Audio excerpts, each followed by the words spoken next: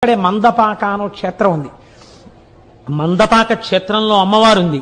చంద్రశేఖర పరమాచార్య స్వామి వారు మందపాకకి దగ్గరలో తణుకొచ్చారు. తణుకొచ్చి ఆరాధన అయిపోయిన తర్వాత పడుకున్నారు. వారు పడుకుని నిద్రపోయి మర్నాడు లేచి వెళ్ళిపోదామని అర్చకులు వచ్చి మందపాక నుంచి అడిగారు, అయ్యా ఒక్కసారి మీరు మందపాక కూడా రావలసిందే అని. వామాచారం ఉంటుందేమో అక్కడ, నాకు అనుమానం, నేను రానన్నారు. లేదండి అక్కడ వామాచారం లేదు, శ్రీ సూక్తంతోనే పూజ జరుగుతుంది, రండి అన్నారు. ఎందుకన్నారో పరమాచార్య స్వామి నేను రానన్నారు అని పడుకున్నారు. మర్నాడు లేచి వెళ్ళిపోదామని పడుకుని అరగంట అవ్వలేదు, మందపాకలో ఉన్న అమ్మవారు స్వప్నంలో సాక్షాత్కరించింది.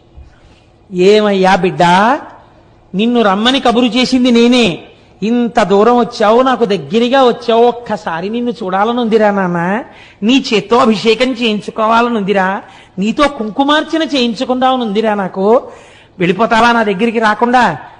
అలా వెళ్ళిపోదాం అనుకుంటున్నావా అంది. అంతే, ఉత్తరక్షణం లేచి స్నానం చేసి నడిచి మందపాక వెళ్ళిపోయారు. తెల్లవారేటప్పటికి పరమాచార్య వెళ్ళిపోయి అమ్మవారికి పూజ చేశారు. మందపాకలో ఏమిటో తెలుసా అండి, మీరు కావాలంటే వెళ్ళి చూడండి, పెద్ద దేవాలయం. ప్రొద్దుటి నుంచి గోత్రనామాలతో పూజలు జరుగుతాయి. మధ్యాహ్నం 12 గంటలకి అమ్మవారి యొక్క శిరస్సు మీద ఒక గిన్నె లాంటిది ఉంటుంది. అది మీరు మామూలుగా ఇలా ఇలా కదిపితే అదేం పడదు, ఇలా ఉంటుంది. దాంట్లో పువ్వులేసి అర్చకులు అత్యంత భక్తి శ్రద్ధలతో వినయ విధేయతలతో చేతులు కట్టుకుని నిలబడి మంత్రపుష్పం చెప్తారు.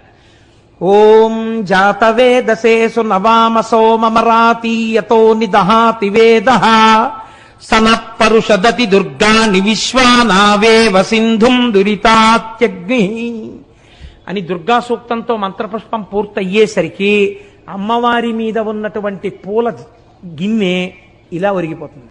ఆ పువ్వులన్నీ అమ్మవారి పాదాల మీద పడిపోతాయి. ఒకవేళ పూజలో తేడా ఉంటే గిన్నె పడదు. అర్చకులు బయటకు వచ్చి జరుగుతారు మంత్రపుష్పం.